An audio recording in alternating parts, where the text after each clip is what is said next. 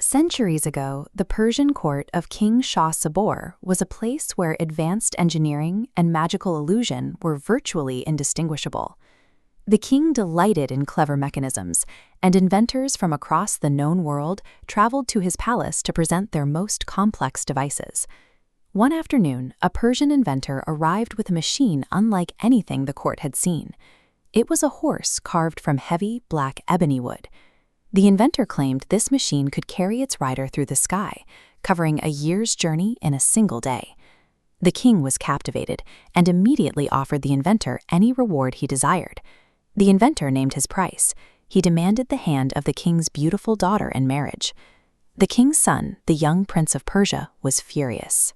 Driven by his royal entitlement, he looked at the older, unkempt inventor and ruthlessly mocked his physical appearance and low social status, declaring it an insult that a common trickster would dare ask for a royal bride. Rather than argue, the inventor calculated a different approach. He used the prince's own ego against him, challenging the young royal to mount the horse and test the machine's authenticity himself. This schematic shows the launch mechanism. Turning a hidden pin beneath the mane engages vertical thrust. The prince turned the pin, launching into the sky. But the trap was clear. The inventor withheld landing instructions, locking the prince in a continuous, stranded vertical climb. The prince's arrogance had directly engineered his own exile.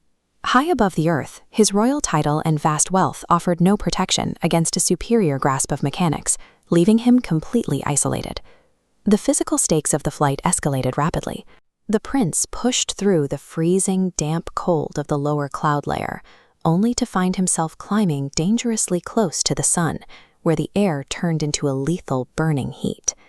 He realized that blind panic or wasting time cursing the inventor would guarantee his death. To survive, he had to suppress his fear and approach the machine logically. This wireframe diagram highlights his methodical search. Running his hands across the horse's anatomy, he found a second pin near the neck. Taking the risk, he engaged the mechanism. The upward climb halted, leveling the trajectory into a stable glide. By treating the machine as an engineering puzzle rather than an enemy, the prince gained control. He began to map the controls and learn how to steer, transforming his situation from a chaotic ascent into a controlled flight. Hours later, he spotted a thriving city below. Under the cover of night, he piloted the horse into a steep descent, executing a silent landing on the flat roof of a majestic palace in the kingdom of Bengal. Hungry and exhausted, the prince dropped through a skylight. He crept through the sleeping palace, drinking from a marble fountain and stepping quietly past guards as he navigated the labyrinth of dark corridors. Picking a door at random, he discovered the royal harem. Inside, he found the Princess of Bengal sleeping. When he woke her, they fell into hushed conversation, finding an immediate and profound romantic connection. But that connection led to a tactical error. Their whispering awakened a nearby servant, who immediately fled the room, compromising the prince's stealth and sparking a palace-wide alarm. Moments later, the King of Bengal burst into the chamber. He was flanked by guards and brandishing a curved scimitar, effectively cornering the unarmored intruder against the wall. Mastering the machine's controls had ensured his physical survival, but a lapse in caution had left him cornered. His struggle shifted from engineering to diplomacy. The prince was severely outnumbered and unarmored, moments away from a summary execution. His royal status meant nothing to the guards surrounding him. He made a crucial decision. He did not attempt to run back to the roof to escape on his magical horse, and he did not drop to his knees to beg for his life. He stood his ground. He countered the king's threat with a warning of his own. By invoking his royal lineage, he warned that his execution would trigger the full weight of the Persian army, reframing the situation as a potential act of war. This decision tree matrix outlines the diplomatic gambit the prince proposed.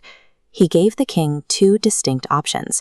Option A, immediate execution, which leads to inevitable warfare, or Option B, a highly publicized one-on-one duel against the king's finest soldiers, containing the risk to a single event. Option A collapses under scrutiny. The king accepted the deal because option B mitigated his political risk. A structured duel provided a public spectacle for the court, while safely preserving royal honor on both sides.